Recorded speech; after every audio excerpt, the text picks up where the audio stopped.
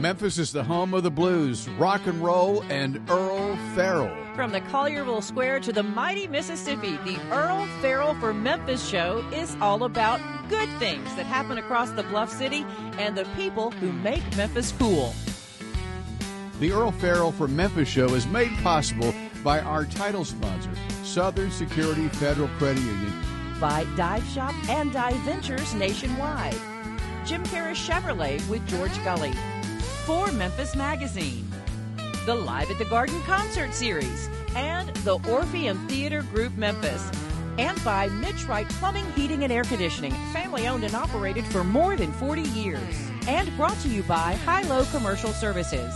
Thank you to all the sponsors for making this possible. And now, coming to you from Lansky Brothers, Clothier to the King, inside the world-famous Peabody Hotel, with the heart of a cowboy and Memphis in his soul. Ladies and gentlemen, here's your host, Earle Farrell. And thank you very much, and welcome to Lansky's at the world-famous Peabody Hotel, and it's 70 degrees outside. What a pleasure it is to be outside today. If you're not outside right now, go out and stand in the sunshine and soak it up. If you do have to stay inside, continue watching the show and enjoy it.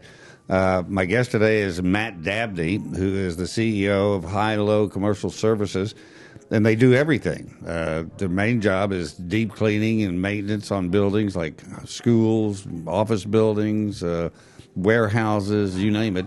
But with the destruction, and it is widespread and deep throughout the Mid-South with our winter storm, I thought it'd be a good idea to come in and talk about some of the things you do that people don't even think about, but are going to be thinking about it now because they're trying to figure out how to clean up after the storm. So welcome to the show, Matt. Thank you for having me. Good to be here. I thought we'd start off with some pictures. This is my house that we had a cover over the patio and a couple of tons of ice on it, and it just cantilevered down and crushed everything below it, including my steel chairs, table, my TV. That's in that gray little cover thing. That's what's left of that. And so, you know, mine's going to be over $10,000, $12,000 to fix again. So I'd use my homeowner's deductible, which is going to be around $3,000. And you don't want to use your homeowner's policies unless you absolutely have to, because it's so expensive, because every claim they keep up with. And so a lot of times you're better off calling somebody like High-Low and saying, come take a look at what we need done and give me a bid on it. I mean, that happens all the time, I'm sure. Yeah, either that or, if somebody does do some work over at your facility or house, then we can clean up their mess that they leave. Well, a lot of times the way it happens. In fact, my son just moved into a new house down in DeSoto County, and they cleaned it up and took everything out, and I walked in and they said, you're going to have to clean. Then you move in, and you're dragging everything in with that, including a mouse that they took from their old locations, suitcases or something they had in a storage area. So there's always things you want done, but believe me, in moving or anything else, and after going through the storm, you want to find somebody that can come in and you don't have to worry about them doing a good job. Here's another example of what happened. This is a boat arena over in Hot Springs, and this was widespread all over the Mid-South on the Little Red River. That whole dock collapsed and sunk every boat there. And this one, people had to be rescued because there were people that were living on board some of these vessels, houseboats and stuff, and they had like the space heaters that were shorting out and catching the boat on fire, and then there were just a myriad of problems. But so not only do you have a dock that collapsed on, a roof that collapsed on, you have all the other problems that go along with it, cleaning up the boat, getting it even to where they can come look at it to make an adjustment, being able to get on board. So what is the usual procedure? Somebody calls you and say, here's my problem, but you've always got to go out there and actually eyeball it, right? Yeah, I've got to go look at it and see, because I may quote you too much. It may be something simple that we can do. Some of the things that you've heard this time, because I know there's damage. You also have an office in Nashville. They were hit extremely hard. Oxford was hit hard. Are you getting calls in Nashville for different things? Yeah, most of the cleanup we're seeing right now is cleaning up the salt that everybody put down before the ice and snow came, and then everybody tracked it in, and you got mud because you've had ice that it melted, and so everything's muddy. So, everybody's floors are a disaster right now. Well, the schools were busy because they were out this entire time, but they've come back on. Do you, even when they're down, do you have like a regular cleaning schedule? You've got like 15, 16 schools that you take care of on a regular basis. I take that opportunity to do a deep clean and get the, you got to strip and wax floors of kids, so mess them up in a day. So that's our opportunity to go back and put another layer of wax and make those floors look perfect. So anytime they're out, they come back to an extremely clean place. I think that's the thing that you told me surprises most of the people is when you say we do a deep clean, then they come back in and see what you've done compared to what has been done before, and they're all amazed. Yeah, there's certain companies that have cleaning companies clean, but they still have us come in and do a deep clean. And I don't understand why they don't use us full time because we kind of come up and clean up after their cleaning company. Could be a brother-in-law deal, if you know what I mean. You never know. You never know. Clean up after them. And you have all kinds of different businesses. What are some of the different types that you do? We do a lot of warehousing, and that'd be the office portion of the warehouses, and doing like high dusting, 40 feet in the air in some of those. A lot of construction. I mean, we have probably 20 construction projects going on right now. Which is really because construction people don't leave anything nice. They do the work, and they take their tools and they walk out the door. We're usually right behind the painters, and there's good painters, but there's messy ones that don't care what kind of mess they leave behind. It's like with my son, they painted the house before they moved in, and I walked out the backyard and out off this walkway to his workshop. There was all this white paint that they can sling it off their paintbrushes and then pour the buckets out there. Now, it's water-based, but it's still a mess. And they literally go, I'm done, so I'm out of here. Damn, this is your problem. Usually we have to clean 3 times. We clean up the initial mess, then they come back and do a punch list. We got to re-clean it 100% again, and then we got to go get any dust that settled at the end. So all of them require 3 cleans. What I like about your business, once again, high-low commercial services, is the fact that you really kind of built this company out of necessity for you. You worked for a large corporation, and your wife passed away, and you had 2 young kids to run. And major corporations expect you to be there 14 hours a day and out-of-town travel and all that. You couldn't do that anymore. So you came up with something, what can I do and make things happen? Because you'd never been in this kind of business before. No, I needed a job working from home. I had a 8-month-old and a 5-year-old, and I wasn't seeing them. They were already in bed by the time I got home from work, so I had to make a decision. I took a big pay cut, and here we are. When you started researching it, because everybody does that before they start a business, hopefully, because even if you do that, you don't know the full story until you actually start doing it. When you went out and interviewed people about the people that were doing cleaning for them then, what was the number one complaint you came across? It was obviously people not checking behind their cleaners. And, I started a business before this business, a smaller version. I wasn't trying to make money. I just wanted to understand how to run a business. And I realized what I could do and what I wasn't good at. So I learned from that and created this business. Was it Clint Eastwood who said, man needs to know his limitations? Absolutely. You do. I had to hire the right people to cover my slack up. Well, and hiring the right people is a key ingredient to any company. And you told me how you interview people, and basically you ask them about their past. Mm-hmm. Yeah, I ask them basically what have they done where they were in a bad situation wherever they worked, and they chose to stay and make it better opposed to just jumping ship. Because that's the easiest thing to do, is jump ship and go to something else. But it really is sticking to it sometimes is the best thing to do, because it teaches you how self-discipline to be able to operate in an uncomfortable situation and not give up. I mean, that's a huge thing. And if they do it for a number of years and they say, but I'd like to do something that I look forward to going to work for, and you reward your people with very good pay, but you expect a lot out of them. Absolutely. Well, I have a guy now that's been doing so well that I'm buying him a truck tomorrow. So, wow. So, as long as people put in the effort and show what they can do, then I don't mind providing anything for them. But I think that's most companies, although I do see a lot of short-sighted companies. They work people to the ground and figure I'll just work them until they can't lift their arms anymore, then I'll hire somebody else. I've always been of the opinion that if you find good people, do whatever you can to hang on to them, because they're rare.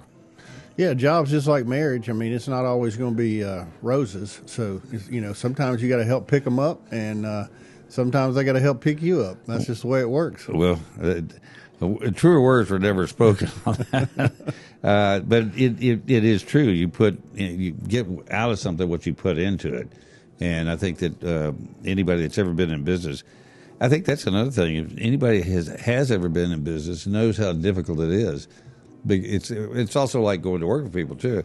Everybody I've ever worked for told me a lot of stuff that was going to be involved in the job. But there's always stuff they don't tell you about.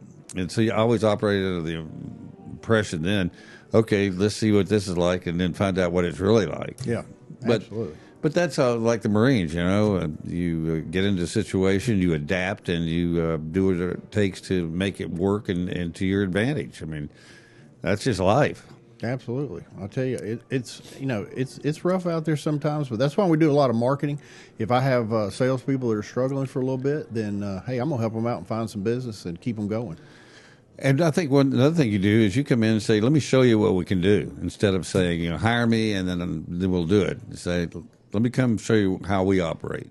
Yeah, we don't lock anybody down to a contract. They can be done in 30 days. A lot of times I call and they're like, I got 3 years on my contract, but they're terrible. I mean, you can get rid of me in 30 days because I got to prove myself every day. Well, most people do.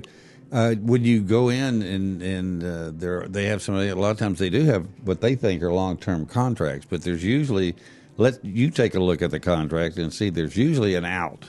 There's usually an out clause. A lot of people, it just depends on their position. Some people don't want to rock the boat and just wait till the thing's done, but usually it's 30-day out clause. You're not one of those kind of people, are you, man? I'll rock the boat all day, every day. What are you talking about? That's how I got this business going. But I think people, I love direct people. I love people that say, yes, I can do it, or no, this is not something we do.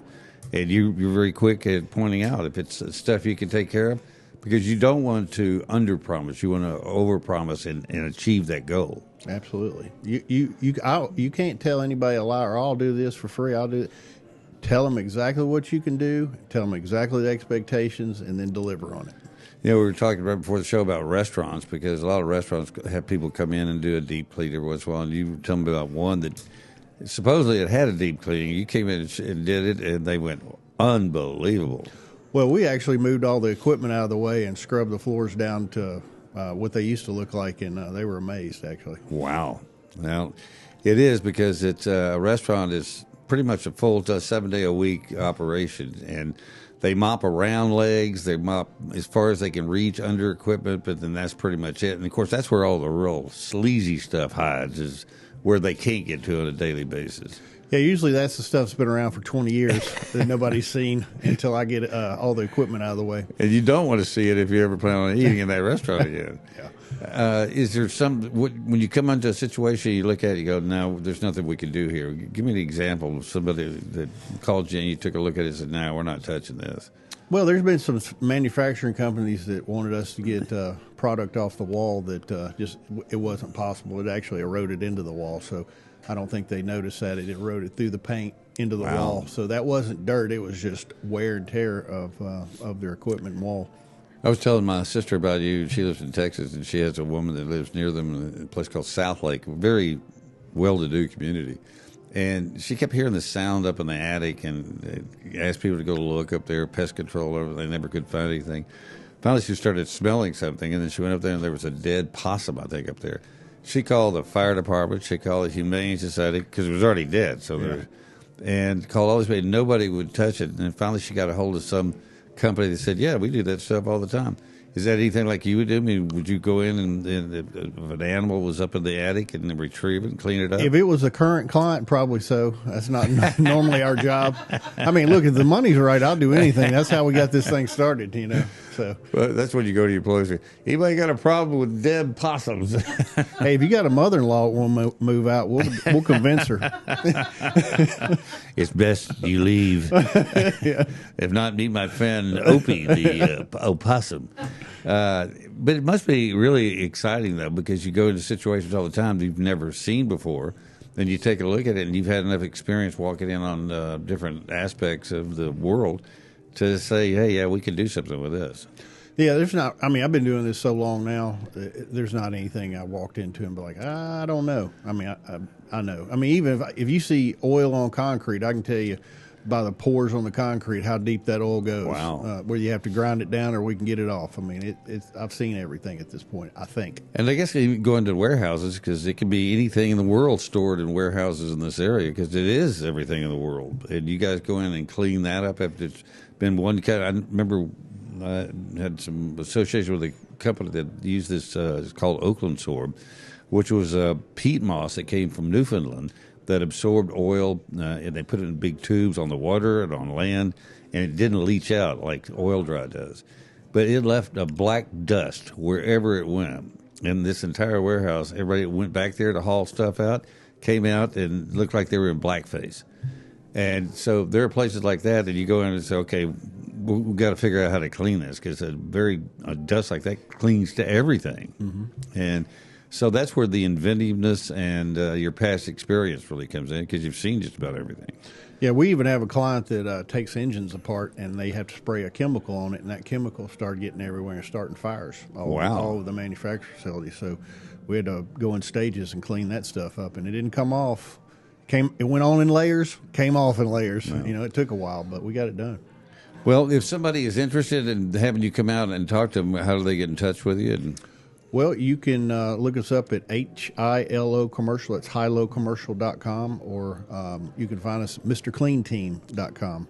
Mr. Clean Team. I like that, because that's what we do. That's right. And do you have a phone number? Yeah, you can call me directly if you need a quote at 901-240-3427. All right, Matt Dabney, mother-in-law remover, and other things. Yeah, let me know how mean she is before I get there. All right, well, thank you very much for coming in and spending some time with us. And I'm going to go with you one day and just kind of see some of the stuff you do, and we'll shoot some video and bring back and show people. I think they would find that very interesting. Matt Dabney with High-Low Commercial Services. Thank you, sir. Thank you. We're going to take a quick break and hear from some of our other sponsors, and then we're going to check in with Randy Wright at the Dive Shop and take you someplace warm and sunny. How about that? So stay with us. Hi, this is Dawn Grader, President and CEO of Southern Security Federal Credit Union at our new headquarters here in Collierville, Tennessee, off by Hillier Road. We are the proud presenting sponsor of the Earle Farrell for Memphis show and are looking forward to a great 2026 where some of the shows will be hosted from our new headquarters location here in Collierville. Hello, Memphis Mid-South. And first, I'd like to thank you for visiting with Earle Farrell Memphis today, and we want to support him just like you do. I'm George Gully, one of the sales managers at Jim Carey Chevrolet. We've been in business here in Memphis for over 75 years. I've been associated with the company for almost 25, and I'll help you find the right car, truck, or SUV here at not only our Chevy store, but also Buick, GMC, Nissan, Subaru. We can help you find that right car. Keep watching Earl and come see me. Thanks so much. Hello, Matt Dabney with High-Low Commercial Services. We sponsor the Earle Farrell for Memphis show. They concentrate on positive things, and that's what we do also. Hi, I'm Mitch Wright. And I'm his son, Mickey. And we're the owners of Mitch Wright Plumbing, Heating, and Air. And proud sponsors of the Earle Farrell for Memphis show. We're thankful to be part of the Memphis community. We've been in business for 42 years, taking care of people and loving the people of the Mid-South. Hi, this is Randy Wright from the Dive Shop and Dive Ventures in Memphis. We've been in Memphis over 64 years teaching people to dive, snorkel, and swim. We'd love to have you come join us and have some fun. We're also a part of the Dive Ventures group with 18 locations across the country, stretched from Phoenix to Vienna, Virginia. Please give us a call. We'll be able to take care of you at 999 South Yates in Memphis, or call us at 901-763-DIVE. Hi, I'm Brett Batterson, President and CEO of the Orpheum Theater Group in downtown Memphis.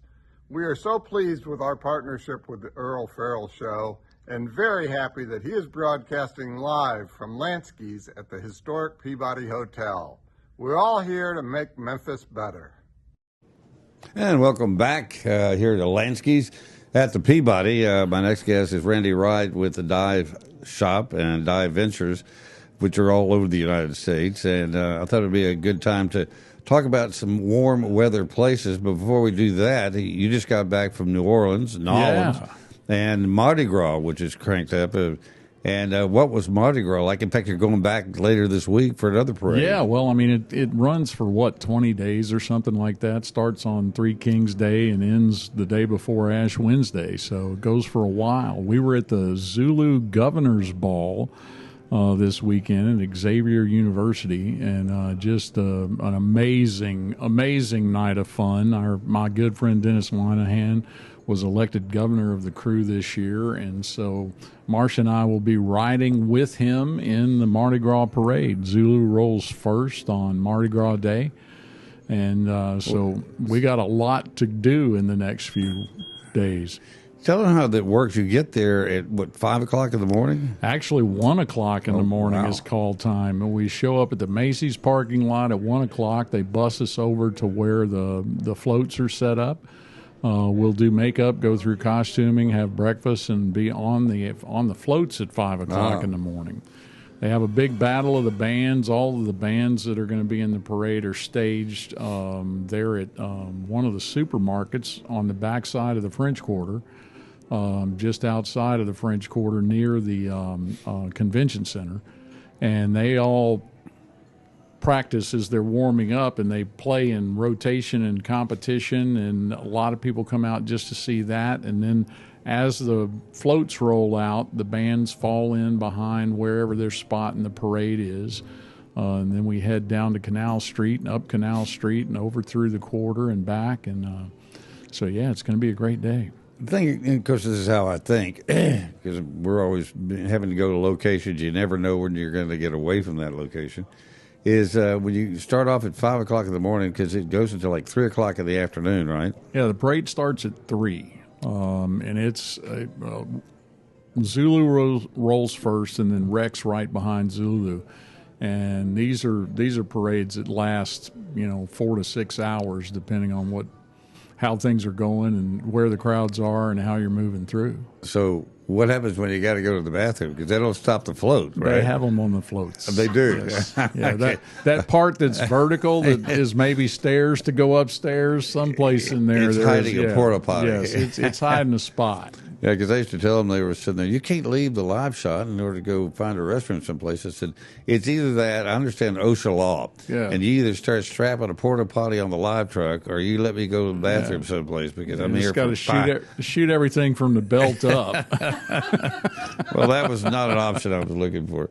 But it is an incredible event. I mean, I've seen pictures of it, and I always tune in during Mardi Gras and there's a camera called Bourbon Street Live. Yep. And you can check it out. And they've got microphones. You hear people talking. Very interesting to sit there and just watch that for some hours. It's pretty amazing. I mean, we're going back down on Sunday. We normally go in on Friday and go to the big Zulu ball, the one that covers the entire crew. And then we go to something called Moms, which is a kind of a counterculture little. They're a big crew, but they don't parade. They just have their ball and lots of bands and that kind of thing. And then Bacchus rolls on Sunday night, which we are going to make that. Is Bacchus the biggest one? No. Yep. The biggest crews are Endymion and Rex and Zulu. Those are the ones that roll on Mardi Gras Day. And how is the status awarded to these crews? How long they've been doing it?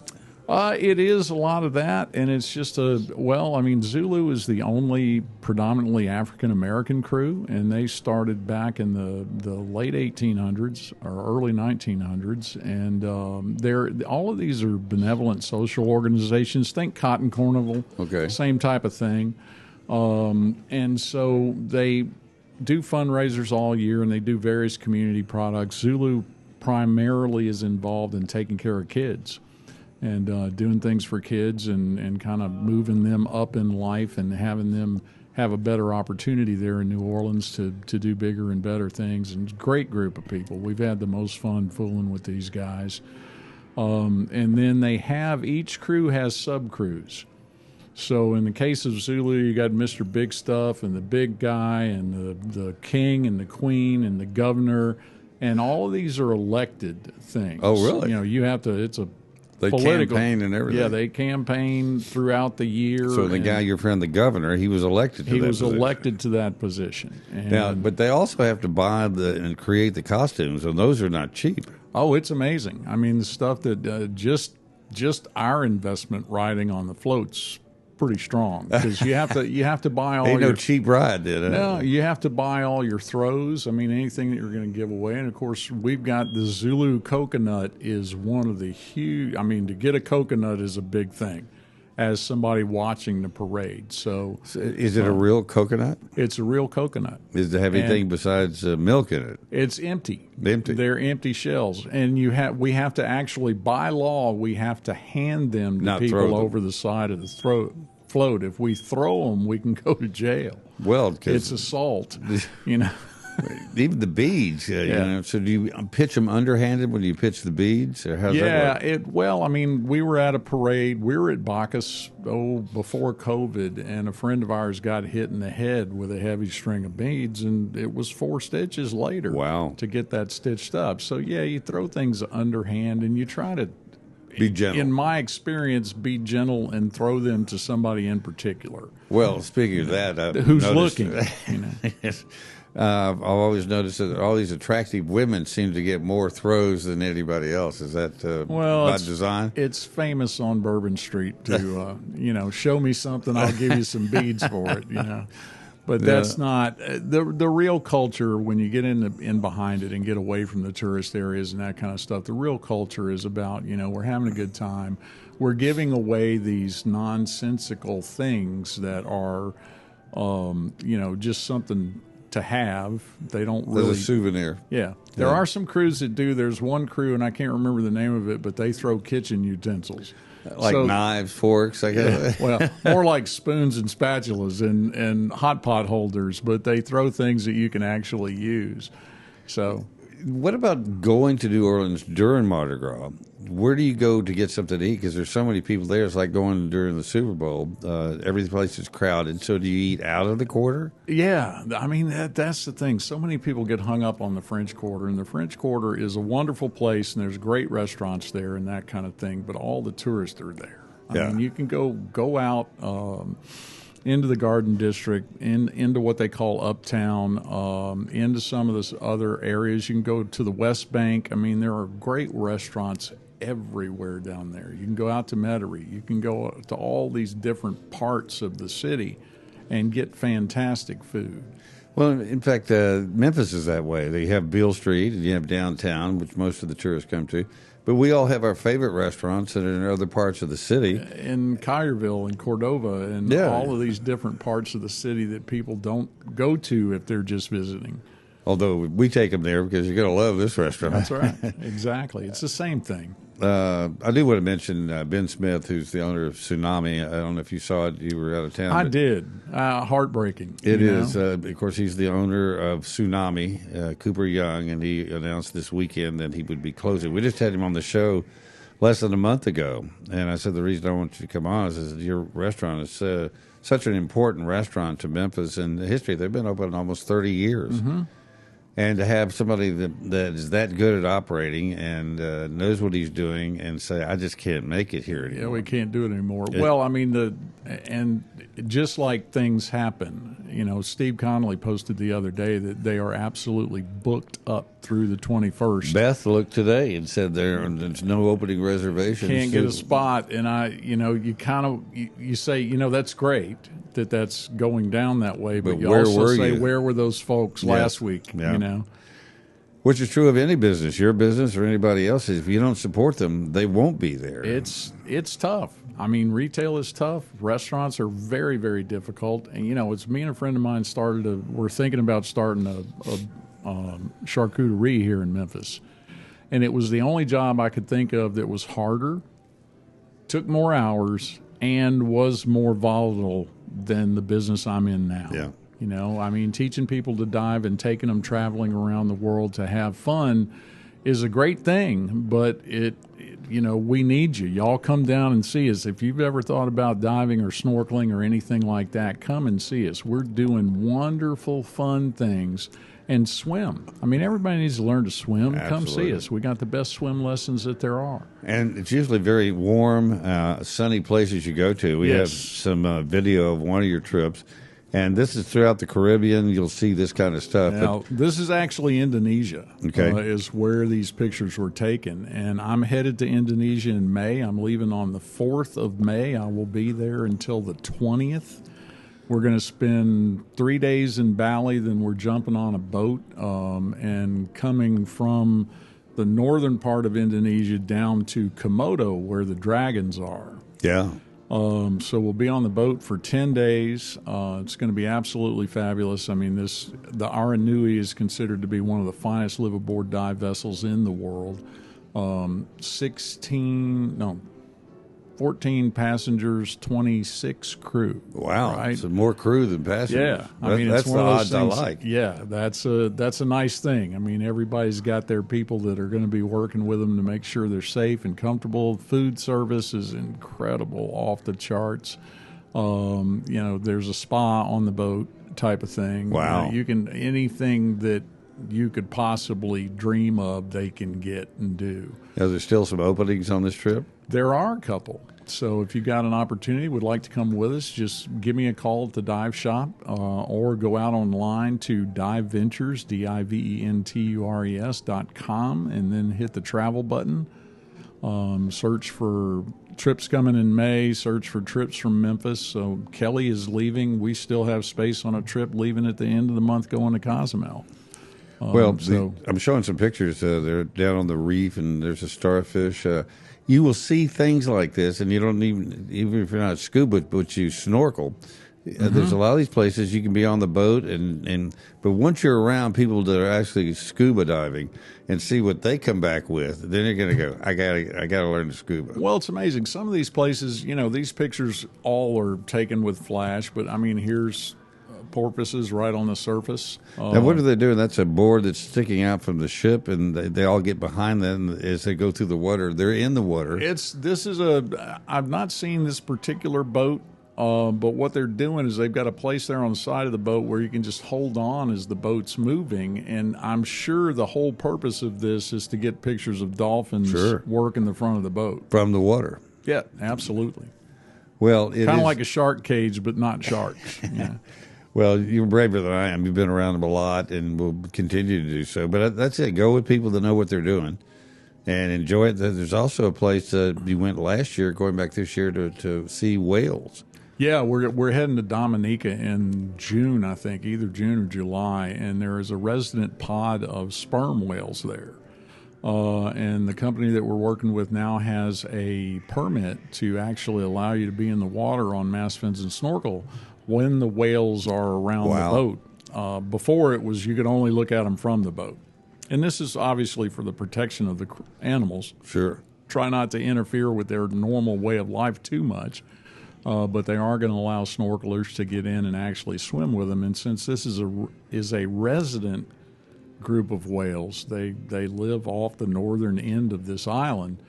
In Dominica, there is a very high chance that you'll see them. In a lot of cases, in the area we have this and this and this and this, but we're not going to guarantee anything. Obviously, it's Mother Nature. Yeah. But your chances this time of year of actually being in with the whales is pretty high. Well, and you can actually hear them. They have a language all their own, and I understand it's fascinating to hear them. That's how we locate them from the boat. We drop basically a microphone in.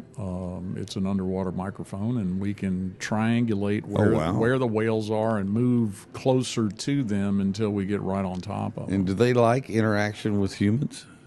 I don't think they care. I think they're doing their thing. God bless them then. Yeah, they're doing their thing. Well, it's really unique because these particular whales, they'll leave a group near the surface with the babies, basically, the young whales, and they dive to thousands of feet to feed. And so they'll have one group down and one group up with the younger whales. And when the group comes from the bottom to the surface, they go straight up to the surface and they catch a quick breath of air. and then they drop back down to about 35, 40 feet, and they hang there for 8 to 10 minutes while the other whales are making their dive. Okay, and then they come back up to the surface and they do a breathe up. Basically, in snorkeling, if you're free diving, you do what's called a breathe up. You're trying to eliminate the amount of CO2 in your bloodstream so that you can hold your breath a little bit longer. And they actually do a breathe up on the surface, and then as the other group is coming up from the bottom, they head down. And the people that are there are great naturalists. They've studied all this. They tell you all about it. They are very good at finding where the whales are because they've studied it. I mean, they're experts about the behavior and how these animals live and reproduce and all that kind of stuff. So it's not just, oh, we're going out to look at the whales and we hope we're going to see some. You've got people that are telling you all about everything that's going on. You're going to learn about the whales. Yeah, absolutely. I think that's fascinating. And a great experience for young people. They think they know it all. You take them on a trip like this, and they go, wow. It's eye-opening. Something like that is one thing to watch it on YouTube and go, oh, that's cool. It's a whole nother thing to be in the presence of 30 or 40 of these animals that are in a space the size of this room that we're in. Yeah.